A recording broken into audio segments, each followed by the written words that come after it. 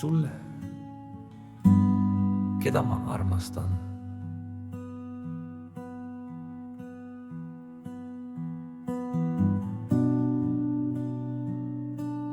Aivar Ult, sügava tõutuse ja armastuse laul tulevasele naisele.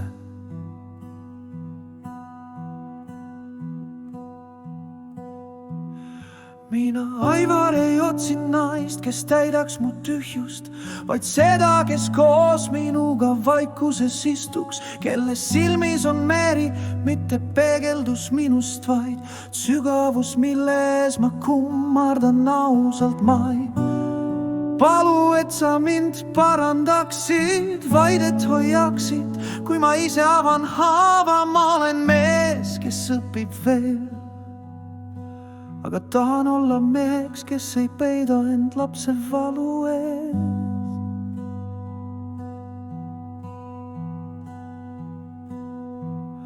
Kui sa kunagi saad emaks, siis mitte selleks, et laps täidaks meie lünka, vaid et ta sünniks vabadusse, kus ta ei kanna meie hirme ega kahetsust.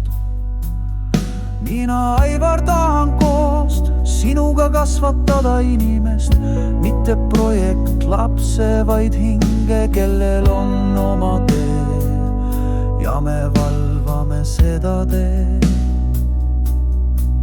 mitte sundides, vaid nähes, kuhu ta loomulikult tahab astuda.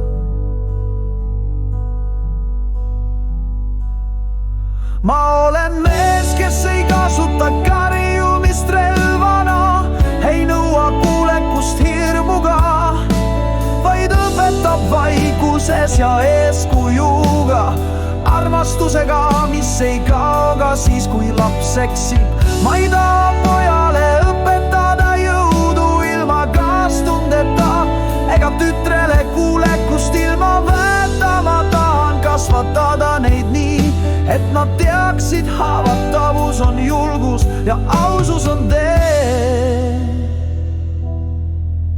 mitte karistus. Sinult, mu tulevane naine, ei palu ma täiuslikkust, vaid siirust. Kui oled haavatav ja valmis olekut käia koos, isegi siis, kui tee pole sile. Ma ei ehita sulle lorssi, aga tahan olla see mees. Mina, Aivar, kes loob sinuga päevhaaval kodu, kus on rohkem armastust kui ootusi, rohkem kuulamist kui hinnanguid, rohkem tänu kui solvumist.